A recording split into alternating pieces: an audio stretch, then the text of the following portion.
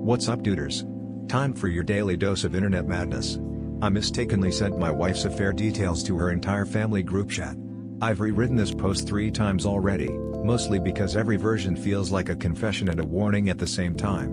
I'm a 38-year-old man. I work in logistics. I like routine. I fold my socks the same way every time and drink my coffee black because it's efficient. I married my wife, Laura, 11 years ago because she laughed at my bad jokes and made chaos feel manageable. We built a life that looked good in photographs, 2 kids with crooked smiles, a beige house with blue shutters, vacations that always included at least one argument and one sunset. From the outside, nothing was wrong. Inside the marriage, things had gone quiet in a way I didn't know how to name. Not angry quiet. Not resentful quiet. Just absence. We moved around each other like polite roommates, efficient and courteous. When she touched my arm, it startled me. When she stayed late at work, I told myself I admired her dedication. The first crack appeared as a sound. Her phone buzzing at night. Not constantly. Just enough to notice. She'd roll over, tilt the screen away from me, type with her back turned. Once, half asleep, I reached for her and felt the empty space where she'd been moments before. She was standing by the window, phone glowing against her face, smiling softly, an expression I hadn't seen aimed at me in years. I asked her about it the next morning. She said it was a group project at work. She said deadlines were brutal. She kissed my cheek and rushed out the door. I wanted to believe her. Belief is comfortable. Suspicion is exhausting. The truth arrived on a Tuesday afternoon, quiet and unannounced. Our laptop sat open on the kitchen counter. I was looking up a soccer schedule for our son when an email notification slid into view. A confirmation. A boutique hotel. 1 room. 2 adults. A city she had once described as soulless. My hands went cold. I didn't confront her. I wish I could say that was strategic, but it wasn't. I was afraid. Afraid that if I spoke too soon, the fragile understanding I'd built to survive would collapse completely. So I investigated. I searched the email archive. I checked shared credit card statements. I scrolled through phone bills. Each discovery felt like stepping on broken glass barefoot, sharp, deliberate pain I couldn't stop myself from pursuing. I learned his name. Daniel. I learned how long it had been going on. Almost a year. Long enough that it had its own rhythms, its own language. Long enough that I wasn't just an afterthought, I was an obstacle she navigated around. I started sleeping badly. Eating poorly.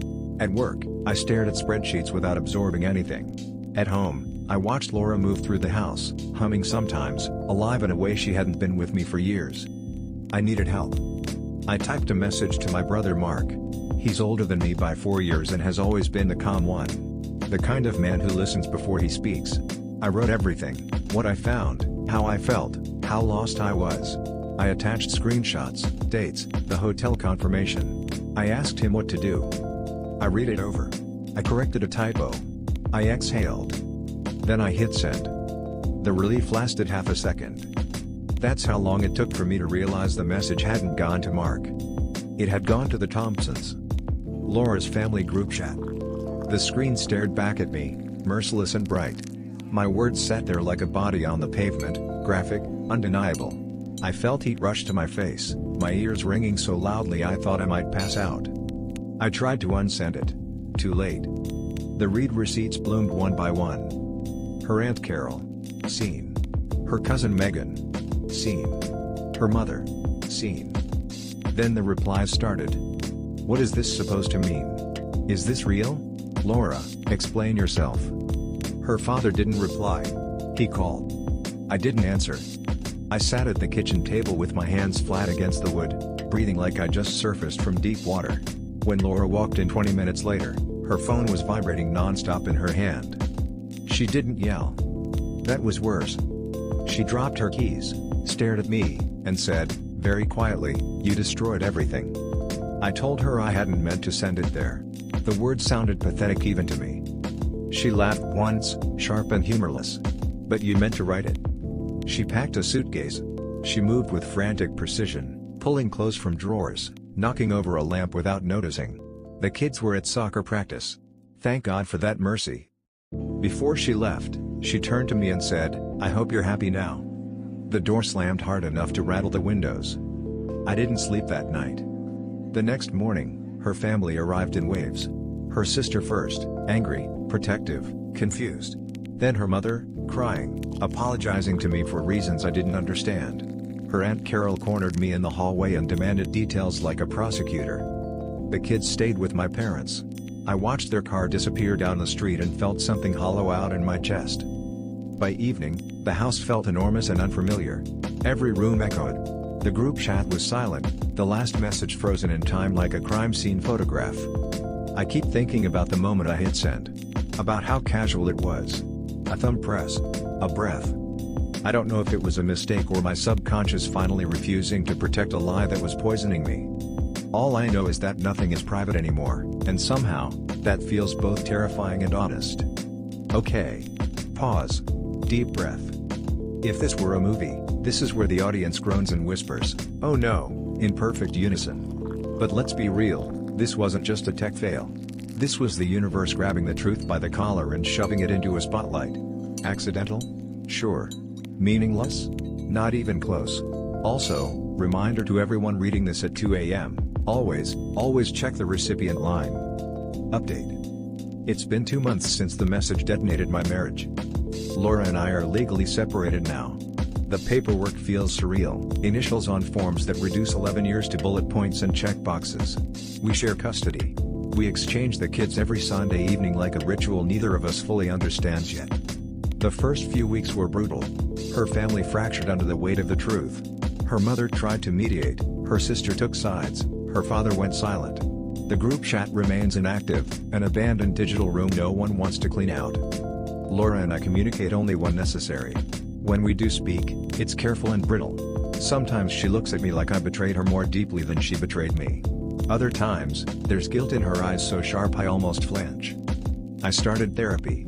Turns out I had been shrinking myself for years, confusing peace with absence, loyalty with silence. My therapist says the affair hurt, but the invisibility did more damage. The kids are adjusting. They ask why mommy and daddy don't live together. I tell them we're both still their parents, and we both love them. It's the truest thing I can say without breaking them. Here's the part that surprises people when I tell them, I don't regret sending that message. I regret the timing. The collateral damage. The fact that the truth arrived like a wrecking ball instead of a conversation. But I don't regret that it's out there now, impossible to ignore or rewrite. Secrets thrive in darkness. That one needed daylight. We're moving toward divorce. Slowly. Carefully. With less anger than I expected and more sadness than I imagined. I don't know what comes next. But for the first time in a long while, I'm not lying to myself about where I am. Phew.